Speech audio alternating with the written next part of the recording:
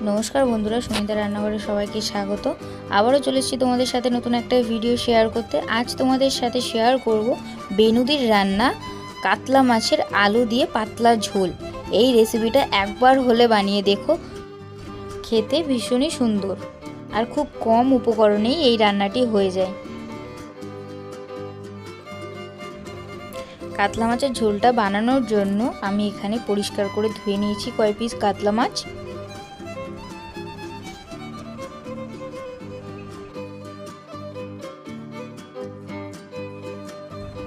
কাতলা মাছের পরিবর্তে তোমরা এখানে রুই মাছ দিয়েও এই রান্নাটা করতে পারো।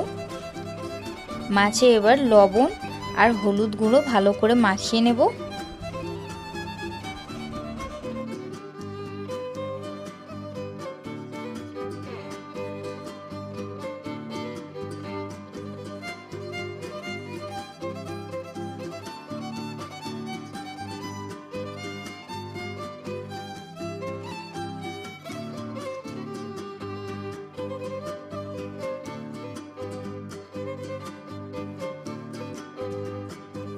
লবণ হলুদ দিয়ে মাছটা ভালো করে মাখিয়ে নিয়েছি। কিছুক্ষণ মাছটা থাক, আর এদিকে কয়েকটা মশলা করে নেব।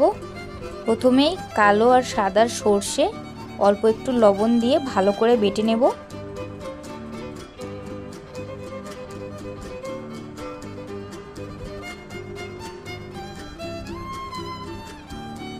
আর একদিকে একটা মশলা গুলে নেব।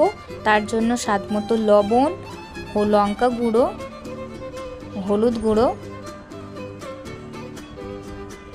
অল্প করে জল দিয়ে ভালো করে গুলিয়ে রেখে দেব।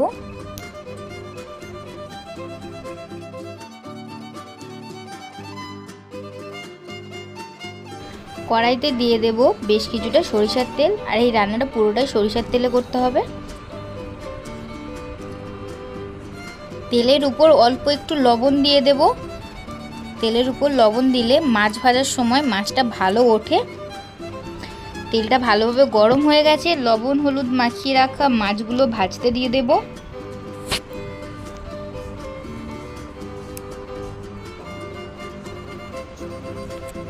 আর এই রান্নাটার জন্য মাছগুলো একদমই ভাজবো না, শুধু এপিট ওপিট করে তুলে নেব।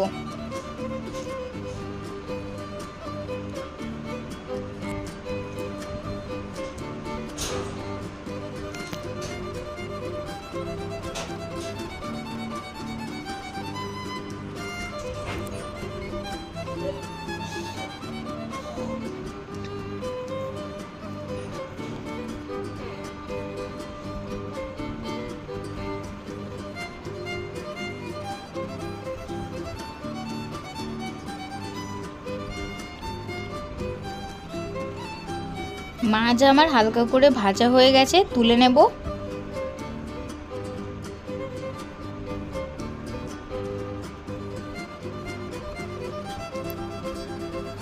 বাকি মাছগুলো আমি ভেজে নেব।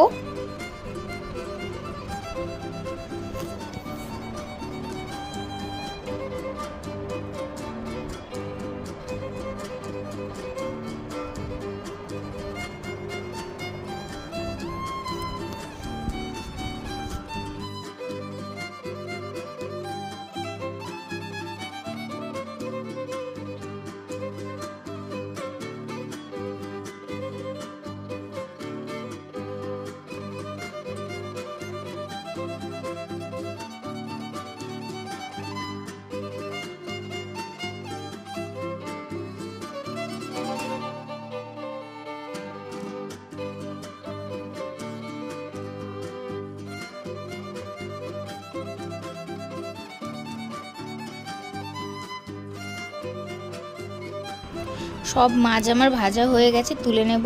আর ওই তেলেই একটু বড় বড় করে কেটে রাখা আলুগুলোও ভেজে নেব।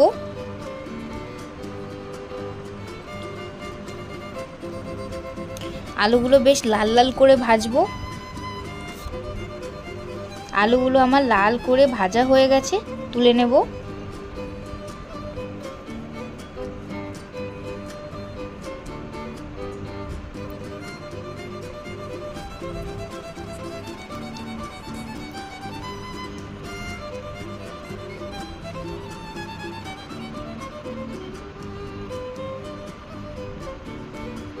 আলুগুলো আমি সব তুলে নিয়েছি। ওই তেলেই দিয়ে দেব গুলে রাখা মশলাটা।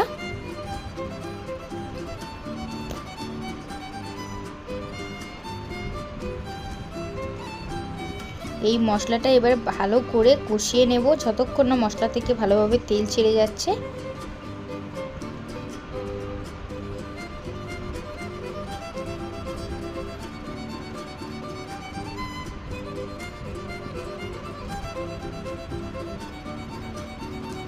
মশলা আমার ভালোভাবে কষানো হয়ে গেছে, মশলা থেকে ভালোভাবে তেল ছেড়ে গেছে। এবার পরিমাণ মতো ঝোলের জন্য জল দিয়ে দেব। ঝোলটা আমার হালকা গরম হয়ে গেছে, ভেজে রাখা আলুগুলো দিয়ে দেব। আলুগুলো চাপা দিয়ে বেশ কিছুক্ষণ রান্না করে আলুটা সিদ্ধ করে নেব। আলু আমার ভালোভাবে সিদ্ধ হয়ে গেছে। কয়েকটা গোটা গোটা কাঁচা লঙ্কা দিয়ে দেব আর দেব ভেজে রাখা মাছগুলো।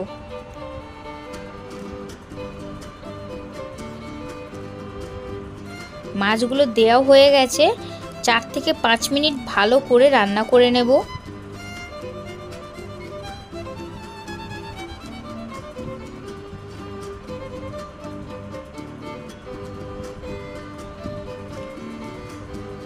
মাছ আলু আমার দুটো ভালোভাবেই সিদ্ধ হয়ে গেছে।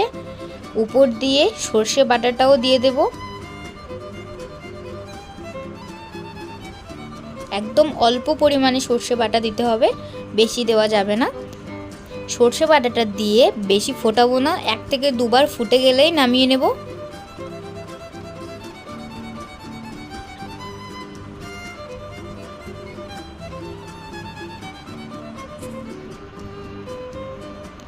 ভিডিওটি ভালো লাগলে like, comment, share and subscribe করে দিও প্লিজ। আবারও দেখা হবে নতুন কোনো ভিডিওর সাথে। ততক্ষণ সবাই সুস্থ থাকবেন, ভালো থাকবেন। ধন্যবাদ।